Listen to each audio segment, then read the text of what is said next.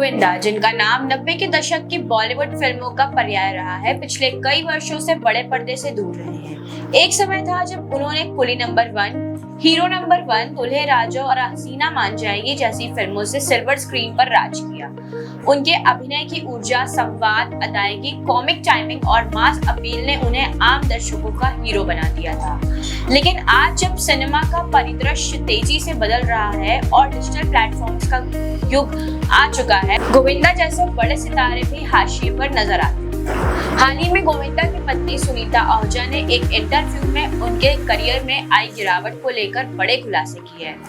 The powerful humans नामक show में दिए गए इंटरव्यू में सुनीता ने कहा कि गोविंदा की टीम में मौजूद कुछ खास लोगों ने ही उनके करियर को धीमे धीमे खत्म कर दिया है। सुनीता ने 4 ऐसे लोगों का जिक्र किया, एक लेखक, एक संगीतकार, एक सेक्रेटरी और एक वकील, जो अभिनेता के आसपास मौजूद हैं और जिनकी वजह से गोविंदा को असलियत का सामना नहीं हो पाया। उन्होंने कहा कि ये लोग सिर्फ चापलूसी में लगे रहते हैं और हर बार गोविंदा की हर बात पर वाहवाही करते हैं। सुनीता ने कहा कि ये वही लोग हैं जिन्होंने गोविंदा को इस भ्रम में रखा कि वह आज भी उसी स्टारडम पर कायम है जो 90 के दशक में था। सुनीता के मुताबिक जब भी गोविंदा कोई संगीत तैयार करते हैं या किसी आइडिया पर काम करते हैं तो उनकी टीम कमाल है, क्या बात है जैसे झूठ प्रशंसा भरे शब्दों से उन्हें घेर लेती है, लेकिन असल में वे उन्हें सच बताने से कतराते हैं। उन्होंने कहा कि गोविंदा की ईमानदारी और सरलता का इन लोगों ने गलत फायदा उठाया है। इंटरव्यू के दौरान सुनीता ने अपनी व्यक्तिगत नाराजगी का भी जिक्र किया। उन्होंने कहा कि वह अक्सर गोविंदा से लड़ाई कर बैठती हैं क्योंकि वह अपने आसपास मौजूद लोगों की चापलूसी को बर्दाश्त नहीं कर पाती। सुनीता के मुताबिक वे झूठ नहीं बोल सकती हैं और ना ही किसी की झूठी तारीफ करना उन्हें पसंद है। यही कारण है कि उनके और गोविंदा के बीच कई बार मतभेद होते हैं। इंटरव्यू में उन्होंने ये भी कहा कि गोविंदा का ये मानना है कि वह आज भी अपने पुराने ढांचे और प्रोडक्शन के साथ कामयाब रह सकते हैं। वह एक बड़ी भूल है। उन्होंने कहा कि वह कई बार उन्हें समझा चुकी हैं कि समय बदल चुका है और अब 2025 है। डिजिटल युग में नेटफ्लिक्स, ओटीटी प्लेटफॉर्म्स और नए जनरेशन की जरूरत को समझना बेहद जरूरी हो गया है।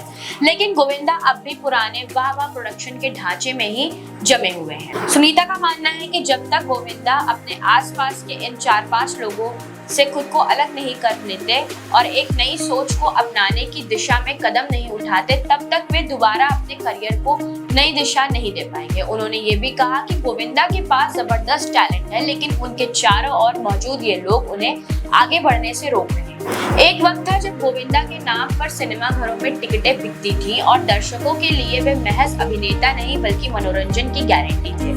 लेकिन आज जब सिनेमा में कंटेंट आधारित फिल्मों का दौर चल रहा है, तब गोविंदा जैसे कलाकारों के लिए जरूरी हो गया है कि वे अपनी शैली और दृष्टिकोण में बदलाव लाएं। सुनीता ने ये भी बताया कि वे कई बार चाहती हैं कि Govinda web series, OTT platforms या अन्य नए माध्यमों में काम करें, लेकिन अभिनेता की रुचि अब भी पारंपरिक फिल्मों और पुराने फॉर्मूले में ही अटकी।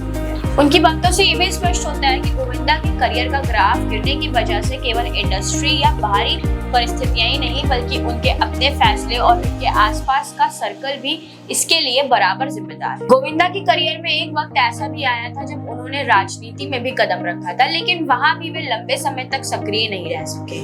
फिल्मों में वापसी की कई कोशिशों के बावजूद भी वे मुकाम दोबारा नहीं छू सके जो उन्होंने एक बार हासिल किया।